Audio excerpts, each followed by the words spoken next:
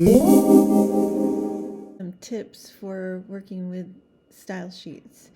So when you're doing the Halloween exercises, I've opened up the main.css style here, so you can see it's open here and it's blank.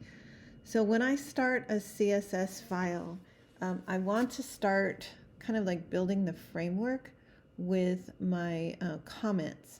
That way, as I create the styles, they don't just sort of show up anywhere on the style sheet, but that there's some organization to it when I start off. So kind of categorizing them.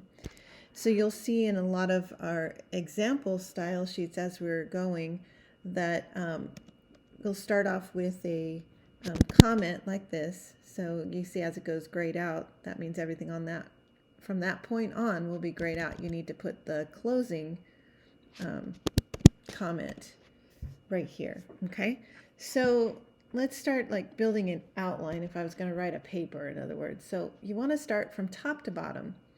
So what are the styles that are going to apply to the entire HTML page? So maybe you want to call them the styles for the elements. Okay, so that's everything that's going to handle like the body or the margins of the page, or if you want to put a background color on the HTML, the whole document itself, any of the links on there.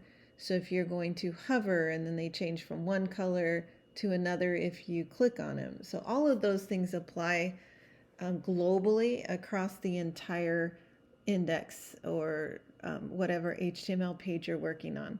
So you want to keep all of those here. So I would say these are all the global styles for the HTML document. Go here. Okay. And then, just kind of enter a couple of times, and then you want to start top to bottom. So I'm going to put in comment here, and this is where if I'm looking at the top of an HTML document, that's our header. So these are going to be the styles for, for the header. Okay, so this is going to be anything that has to do with header. So maybe you have some header styles in there, generic.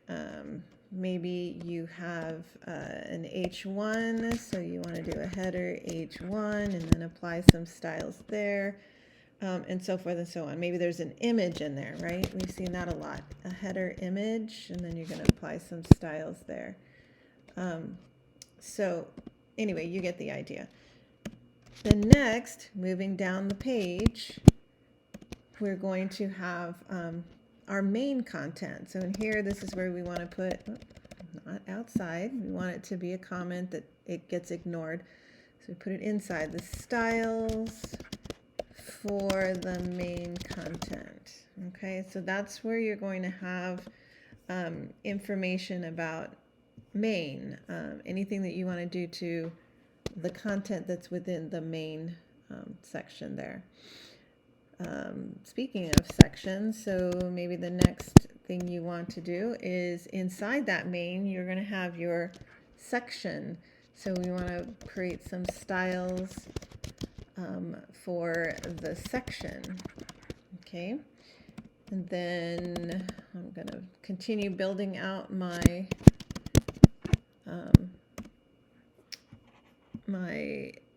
outline, if you will. So what else did we put in our example HTML? Let's see, we had article. Okay, so maybe you want to have some styles for the article. Okay, and remember, you can always delete these after if you don't have anything to go in there, but at least you have a place.